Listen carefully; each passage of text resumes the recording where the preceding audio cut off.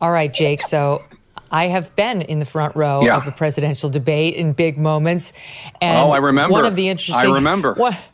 One of the interesting things is always like, what's the dynamic between the anchors on the set when you know big news is being made? So walk us through that moment when he completely fell apart with the I killed Medicare, and everybody was left with their own agape moment. I guess presumably your viewers and listeners know the agape reference by now. So that front row seat was really disturbing. And again, as you say, we all watched President Biden age.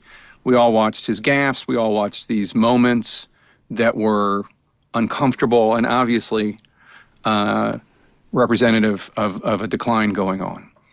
But there was something about that debate that was utterly shocking. And maybe you and your listeners were not shocked. Maybe you thought that this was going to happen and this was I think it was one of those shocked but not surprised moments for us.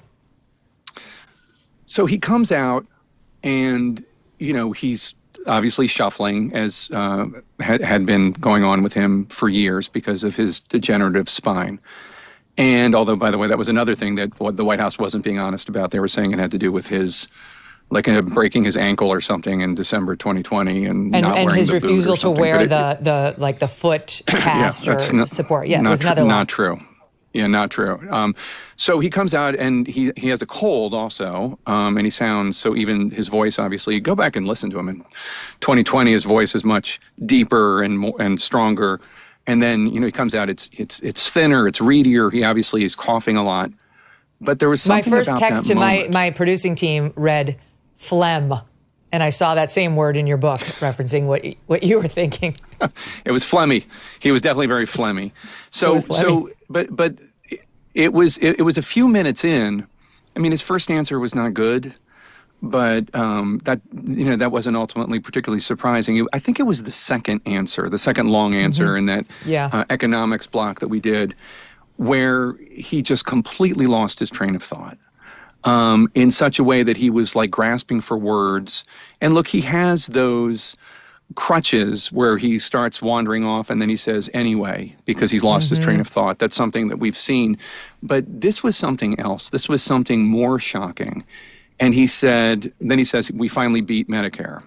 And I presumably he was trying to say we finally beat COVID, but it was really shocking.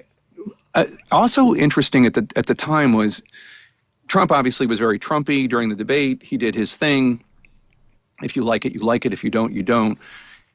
For Trump, given what was going on to his left, he was fairly restrained. He wasn't really commenting on the self-immolation that was going on. I think he only made one comment that night about Biden's incoherence. He said something like, I'm not really sure what he just said, and I'm not sure that he does either, or something like that. I'm paraphrasing. But get to the text that you sent to your control room and the correspondence between you and Dana.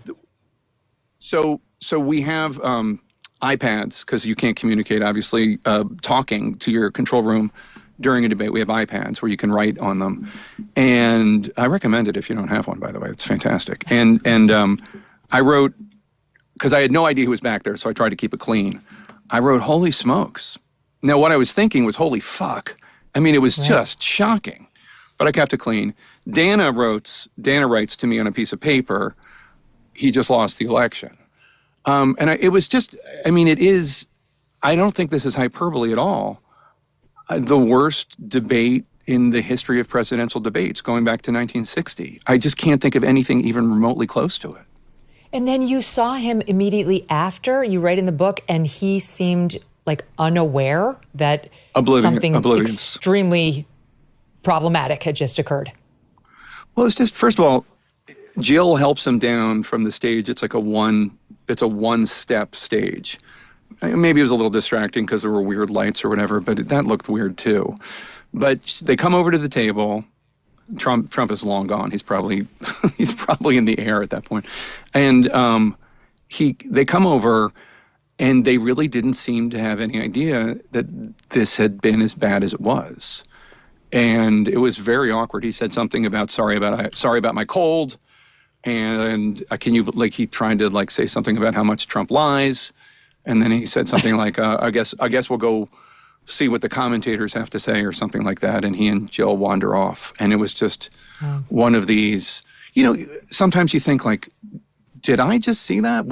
Did I just witness this 90-minute event? Yes. During it also, I'll just say, so I'm 56, so I'm now at the age where I love sleep.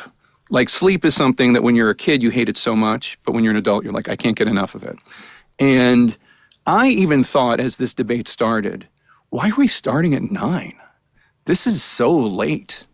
And then when Biden started to fump around, I thought, man, starting this at 9 was really a bad idea. Why didn't they ask for 5? They never should have agreed.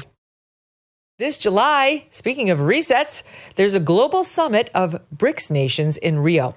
This bloc of emerging superpowers, including China, Russia, India, and Iran, are meeting with the goal of displacing the U.S. dollar as the global currency. They're calling this the Rio Reset. As BRICS nations push forward with their plans, some worry global demand for U.S. dollars will decrease, bringing down the value of dollars in your savings. While this transition will not happen overnight, the Rio Reset could mark a pivotal moment. So learn if diversifying your savings into gold is right for you. Birch Gold Group can help you move your hard-earned savings into a tax-sheltered IRA in precious metals. Claim your free info kit on gold by texting MK to the number 989898. With an A+ rating with the Better Business Bureau and tens of thousands of happy customers, let Birch Gold arm you with a free, no-obligation info kit on owning gold before July and the Rio Reset. Text MK to 989898 today. Thanks so much for watching. If you like what you just saw, hit the subscribe button for more clips and full episodes.